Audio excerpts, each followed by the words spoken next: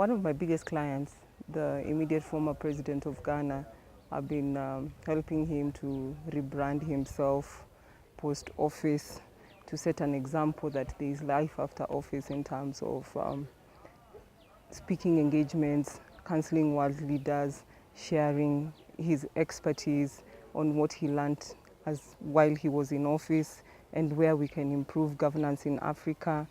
And basically, yeah. And apart from that, I have been running my own programs across.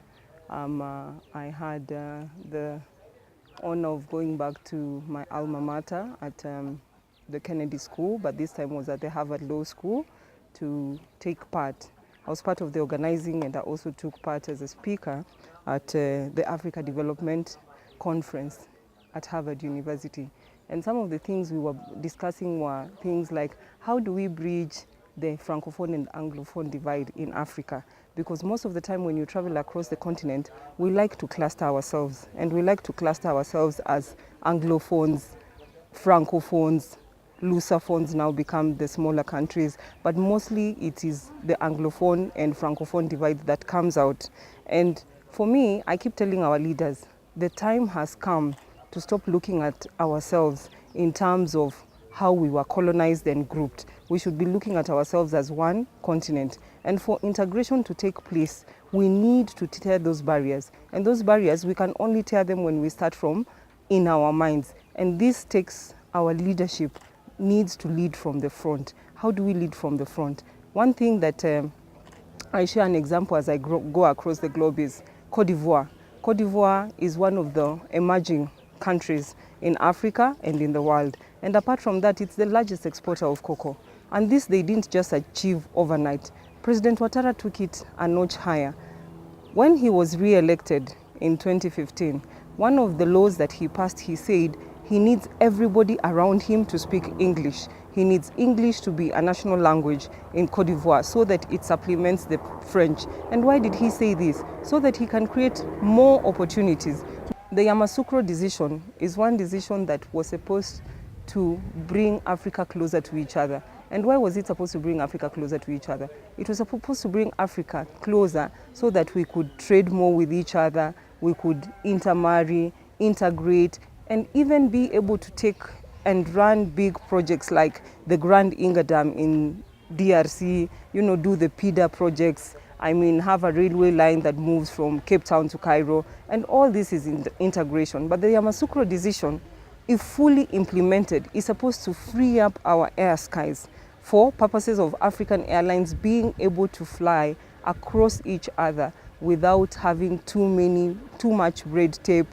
We need more countries to sign the bilateral air services agreement so that if Rwandair is going to Morocco, it doesn't have to first go to Paris and then come to Morocco. That it can move from Kigali and straight away go to Morocco. That we can have airlines that, if you're landing in North America, you don't have to go to Europe. Or you're going to West Africa, you don't have to go to Europe first and then come. And the Yamoussoukro Declaration, if fully implemented, especially right now by our leaders, that in itself will have started integration. And why do I say this? Air transport doesn't need infrastructure. The infrastructure is already in place. It's just the air skies. The countries need to have more bilateral air services agreements, and we need to just free our airspace to ourselves. Then from there, we now start allowing movement of people. That is the greatest, from one country to another. One time, Aliko Dangote said that it is easier for him to move in Europe than it is to move in this continent, because with his Nigerian passport, he at least needs 47 visas to move from one country to another. And the countries that are leading in this, look at Rwanda, for example. Rwanda has removed and said you will get your visa on arrival. We need more countries to follow this. Seychelles has done the same. Mauritius has done the same. I had a chat with Louise Mushikiwabo, the foreign minister of Rwanda, and she said that when they started the implementation of free movement of people, a lot of people started asking them, isn't this going to lose opportunities for Rwandese? But President Kagame said, no, this is actually going to open more opportunities because they will be challenged to work harder, there will be better services, and there is enough for everybody. So I urge more African countries to please free up our borders and let us trade with each other. Ghana has also taken cue to the same. Now you don't need a visa, a pre-visa arrangement to get into Ghana. You don't need a free visa arrangement to get into Mauritius. And because of this, Mauritius has been able to attract more investors into the country. They have been able to attract more corporations into the country, and it has in turn grown the economy to a greater level. The World Food headquarters is based in Iowa, and Dr. Akin Adesina, the current president of the African Development Bank, is the honorary receiver of the World Food Prize in 2017 as a laureate. So I'm traveling to Des Moines, Iowa, where on the 19th of October, Akin Adesina will be receiving the World Food Prize for his contribution to agriculture, not only in Africa and the globe. Many may not know who Akin Adesina is. Akin Adesina is the current president of the African Development Bank. His investiture was on the 2nd September 2015 in Abidjan. Before that, he was the Minister for Agriculture in Nigeria. And while he was Minister for Agriculture in Nigeria, he undertook various reforms to turn Nigeria into a net importer of rice to producing their own rice. He brought new methods of farming. I mean, putting more young people into looking at agriculture as an economic value addition exercise as opposed to being a subsistence farming exercise. And with this, he also taught Nigerians to diversify their economy and not only to depend on the traditional foods, and in turn boost food security in Nigeria. Africa is not a dark continent. It's just that we haven't delved really into the issue of food security. And the issue of food security is something that needs to be at the core of our leadership. Both the political, the private sector, the academia, we need to come together and address the issue of food security. And when I talk about the issue of food security, what do I mean?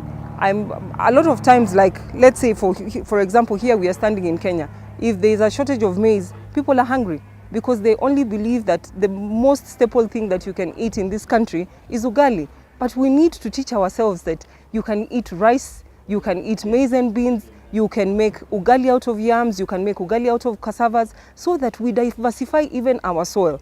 If you keep growing maize year in, year out, even the value of the soil diminishes. So, you know, we need to teach our farmers, our smallholder farmers, and even our large-scale farmers that, you know, if this year you grow maize, on this season you grow maize, next season maybe do something different, grow cassava. The other season do something, grow something else, so that we enrich our soils. And then we don't only have to depend on one food, so that when it is not there, you are saying that you are starving, while there are all these other foods. And then on top of that, we haven't utilized even a quarter of our lands. There are methods of farming, there are methods of cultivating. We don't have to just keep waiting for rain. The issue of climate change comes in. We are not looking at early warning systems. Why aren't we teaching our farmers to do irrigation, drip irrigation? Why aren't we teaching our farmers that you can have a dam that where you store water and then you do drip irrigation, that when the season is not raining, you are still able to irrigate your plants and you are able to produce crops that get into the market. And then we also need to teach them to grow drought resistance crops so that they keep alternating, so that we have a good quality of food and we have a good quality of soil. From where I sit, as Africa, I believe we still need benevolent dictators. And also, I mean, this democracy that we have said that we have given ourselves has its own limitations. I'll go back next door to Rwanda. A lot of people say very harsh things about Paul Kagame. Oh, he's a dictator. He's high-handed. But that is not the case. For Rwanda to work, he has had to take tough decisions. A lot of times, it takes a leader who looks at a vision and tells himself, I want to see this country 20 years from now as an emerging economy. I want to see it at the same level as India, as Singapore. So what do? I take tough decisions. I wake up tomorrow and say, we are not going to have any plastics in this country. That an investor who comes is going to have a one-stop place where they get all their licenses. And he leads from the front. When you come as an investor, you will get the incentives that you need. And you have to take those hard decisions as a leader to be able to bring a country forward. But when we talk about this democracy is good to a certain extent. To a certain extent, it has destroyed our economies, it has destroyed our social culture, because all of us want to be able to speak, and when we don't agree with something, we run to the streets, you know, as opposed to dialoguing. So for me, I think the best model in Africa is the Rwanda model. I keep saying wherever I go, I wish we had 5 or 10 Paul Kagames, then Africa will be moving forward. Kenya has a great promise. It holds a very great promise for Africa. This morning I was at a meeting with the CEO of East Africa's largest company, Bob Colimo. And one of the things he reiterated to me is that if anything goes wrong in Kenya, Africa is in trouble. Just the same way when things go wrong in Nigeria, there are certain countries when things go wrong, Africa is in trouble. Kenya has a great promise, a really great promise. And I believe it is incumbent upon us Kenyans, one, to deliver a free, fair, and peaceful election. 2, it is incumbent upon us, and when I speak upon us, I'm not just speaking about the citizenry, I'm speaking about our leaders. Just wind up. This country is a great country, and it's upon us, the citizenry, our leaders, to hold this country to its promise. I have heard that we are not going to have an election, or it may be postponed, but I believe, and I am urging our President, His Excellency Uhuru Kenyatta, our leader of opposition, the leader of NASA, the Right Honorable Raila Odinga, I think it's time the two of you met face to face without your handlers and spoke heart to heart to be able to take this country forward. The entire nation, the entire lives of our children and their children's children lies in those 4 hands and those 2 brains that belong to both of you, that you can take this country to the next, you can either destroy it or take it to greatness. And I believe both of you want what is good for your children's children, just the same way we do. And I pray that we will emerge out victorious as a people. Thank you.